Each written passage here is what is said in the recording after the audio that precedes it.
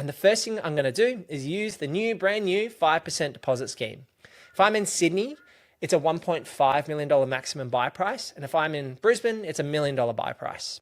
So in Brisbane, I would be buying for $999,000 if I'm Luke and I'm starting with just an income and no properties. And I'm buying my own home using the 5% deposit scheme.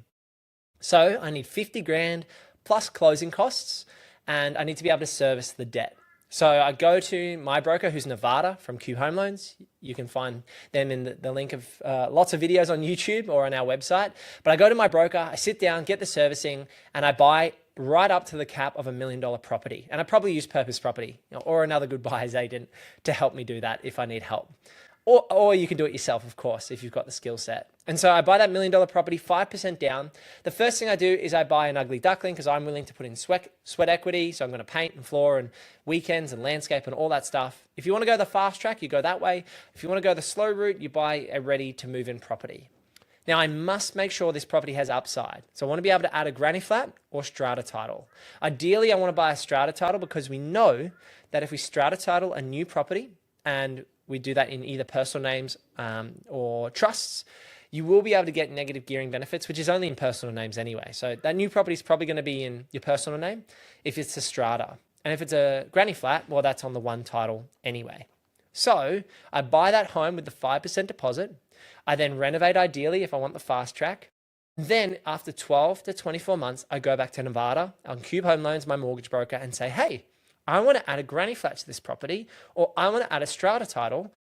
Can you give me the servicing based on an as-if complete valuation?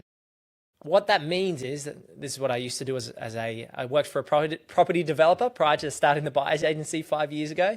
On as-if complete valuations, you can get the bank to give you money based on the future rental income and value of the property.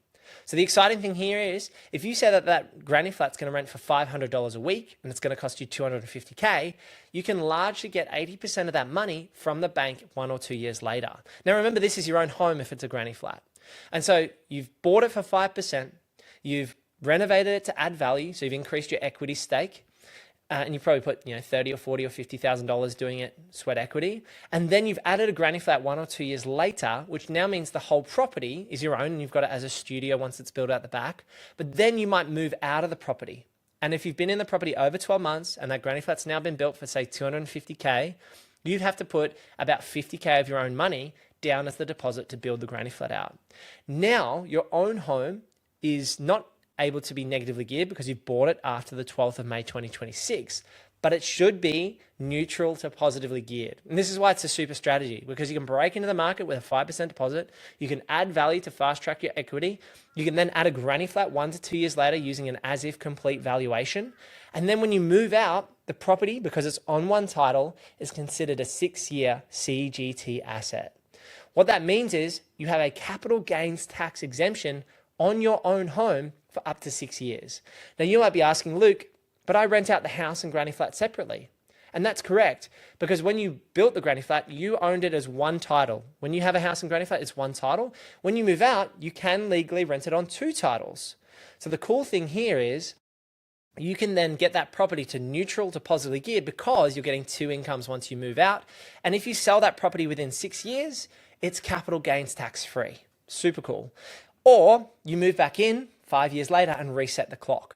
You might then be wondering, Luke, what do I do next? So I've bought the property with the 5%, I've renovated, I've added a granny flat, I've moved out after 1 to 2 years to get it neutrally geared, and now I'm renting elsewhere. Now, if you want to be crazy, you'd move back in with family, so you essentially have no living costs, and then you look to go again on other investments, or you'd go rent where you want. And I'm the first to say, unfortunately, losing my late wife, Emily, to cancer a year and a half ago, that life's short. And so at that point, when you've done some hard work, you've broken into the property market, you've got your first home and you've built a granny flat, which is not, that's not a walk in the park. There's plenty of work there to do all of that. Then you might want to go rent in New Farm in Brisbane in the city and enjoy the lifestyle there, because you're not going to be buying a new farm for under $1 million. You're going to be buying in Ipswich or Logan or Moreton Bay here in Queensland to get into that type of property. Then from there, deal number 2 would be properties that have multi-income potential. Again, if you're buying in personal names, so you're not being impacted on the servicing side from negative gearing, or you're going to be buying in company structures depending on that point in time. So I know that's a ton of info as we go through this Q&A, and that is my Opinion on how I would start from zero, post the 12th of May 2026, and supercharge.